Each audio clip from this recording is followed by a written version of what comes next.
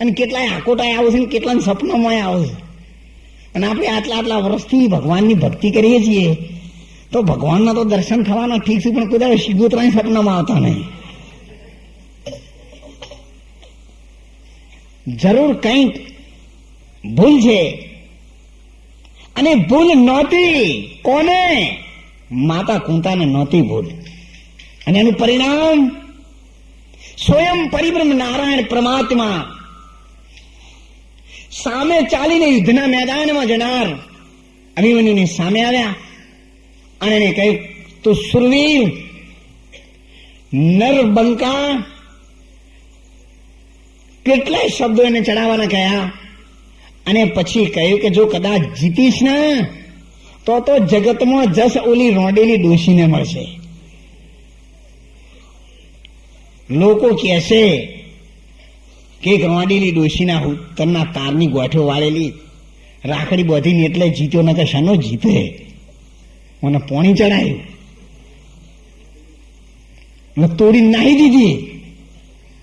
અજ્ઞાની માણસો પાછા આવા હોય, એને કોઈક ચડાવવાનો હો, તમારી ભક્તિ જોઈ મોય કોઈ હાથ નહીં. એના કરતા તો ફલાણા ભુવાના પાસે જેવો તો કોમ પટી જુઓ. એટલે ભગવાનનું બધું ખાતું પડ્યું ગયેલા. અને ક્યાં જતો રહે? તમે જુઓ તો માણસ એક ફોજદાર આવ્યો હોય તો કેટલો ડરે, કોઈ કલેક્ટર હોય તો કેટલો અદબ રાખે. અને કોઈ સંત આવે તો ડરે ના, તો એની હોંસી ઉડાવે. મૂર્ખા જે ભગવાનના માણસો છે એની તો હોંસી ઉડાવે છે. અને ભગવાનને પ્રિય છે, ભગવાનનો સંદેશો તને આપવામાં આવે છે, એના મન એનું કઈ સ્થાન રહેતું નથી. કારણ એના ભાગ્યમાં એ નિર્માણ નથી.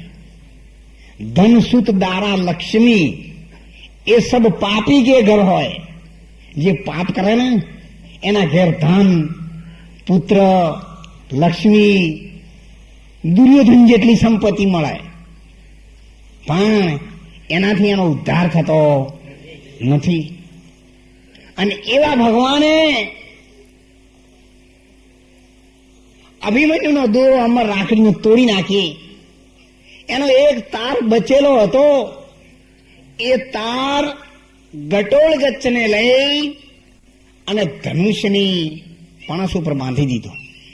અભિમન્યુને ખબર નથી. 6 કોઠા જીતી અને 7મો કોઠો છાણ માટીનો હતો. 6 કોઠાની વિદ્યા સુભદ્રાના ગર્ભમાં ભણેલો હતો અને 7મા કોઠાની વિદ્યા તોડવાની જાણતો નહોતો. 7મા કોઠામાં આવ્યો.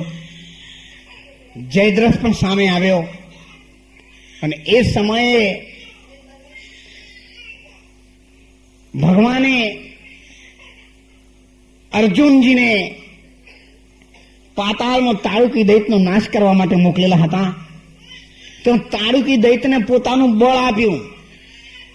જય મંગળ હાથીને પાગલ બનાવી અને ભીમસેનને ત્યાંથી ખસેડી લીધો.